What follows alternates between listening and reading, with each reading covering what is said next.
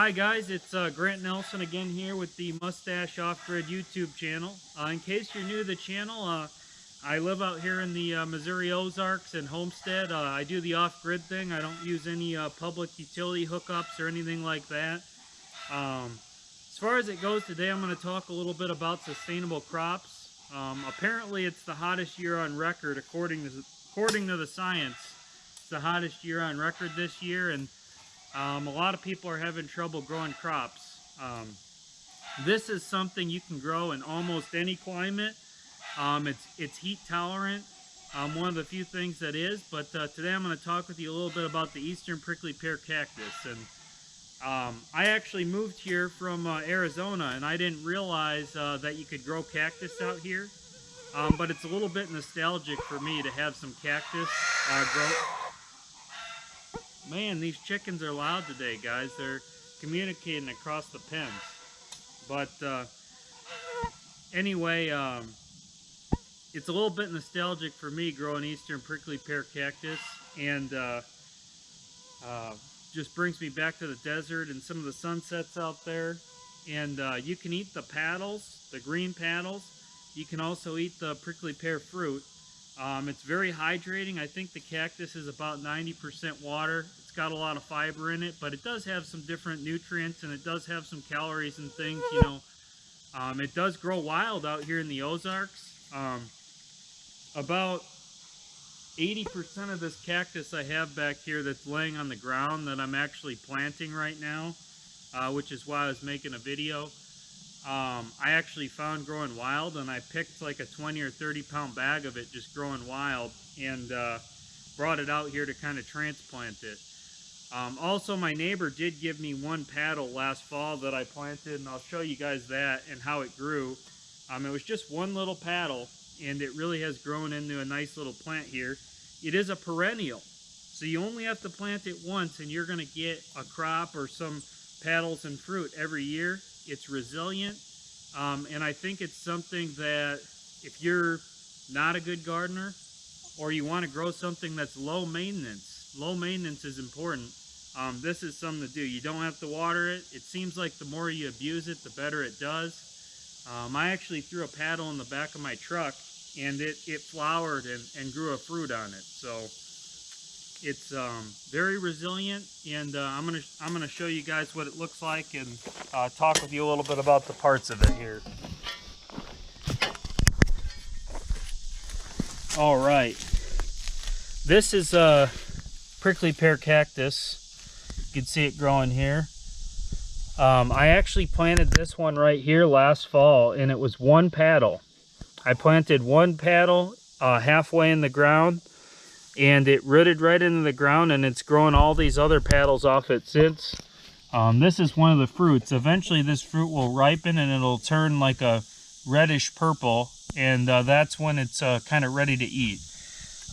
It actually tastes a little bit kind of like sangria, I'd say, is kind of a good comparison for it.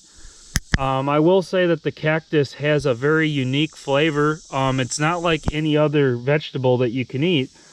I enjoy stuffing a rabbit with it, or just frying it up in a pan with some olive oil or lard or whatever you're using, are all great options for cooking it. You do need to make sure, if you see here, there's this brown spot.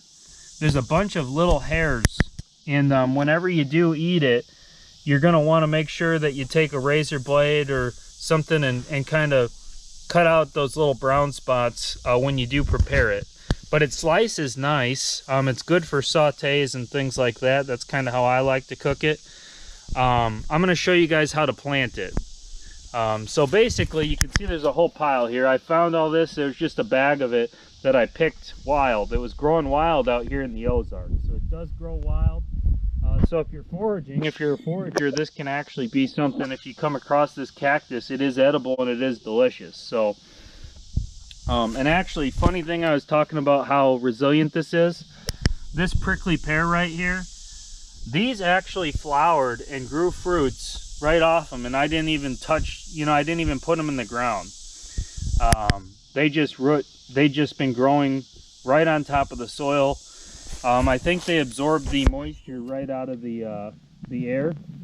But I think they'll do a little bit better if I put them in the ground. So that's what I was planning to do today. I'm just gonna put this right here is probably good. But basically all you got to do to plant one of these, pretty simple. You just kind of, see we got that Ozark soil.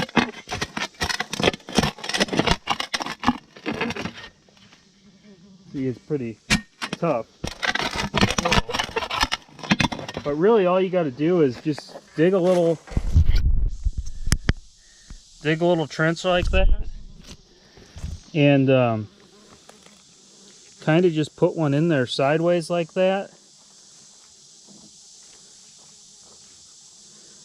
Probably gonna put a couple in here, and they'll all root. And then you kind of just bury them a little bit. I've got some better dirt over here I'll put. Of course, the dirt quality on these ain't really something to worry about too much, because they can deal with, so you know, I mean, they can grow just straight in sand. But you can see I just had that trench. You know, you just kind of put the bottom of them, or even the top of them, it'll develop roots either way, kind of halfway in the dirt. And eventually these things will root right into the ground, just like this one did. That's how I planted it last fall.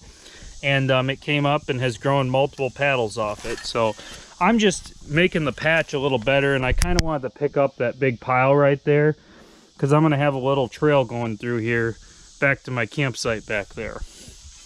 And I don't want to have cactus right in the middle of the trail. I mean, eventually it could get there, but I'm just kind of beautifying it a little bit. I figured I'd show you guys how to plant it.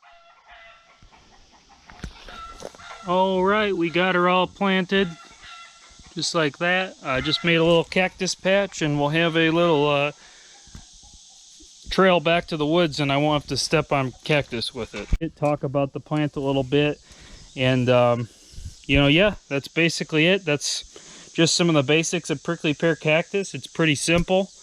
As far as it goes, you just kind of plant it halfway in the ground, or if you have seed, that'll probably work too. The prickly pears have seed in them. They'll probably grow from seed as well. They're very resilient, drought tolerant, and pretty tasty, if you ask me. So just figured it might help someone look for something new to grow in their garden, something simple, something sustainable and drought tolerant. This is something I think that about anyone can grow. So hope you guys all have a great rest of your day. God bless you. And hopefully this video helps someone with their garden, or maybe it opens your mind up to a new idea for your garden. Have a great rest of your day, guys. Sit. Sit. Come on, sit. Oh, good boy. Good boy. Lay down. Lay down. All right. Good boy. Hey, guys, let's make Bailey famous. Let's make Bailey famous. Like and subscribe to my YouTube channel, Mustache Off Grid. Hope you all have a wonderful day, and God bless. Let's make Bailey famous, guys.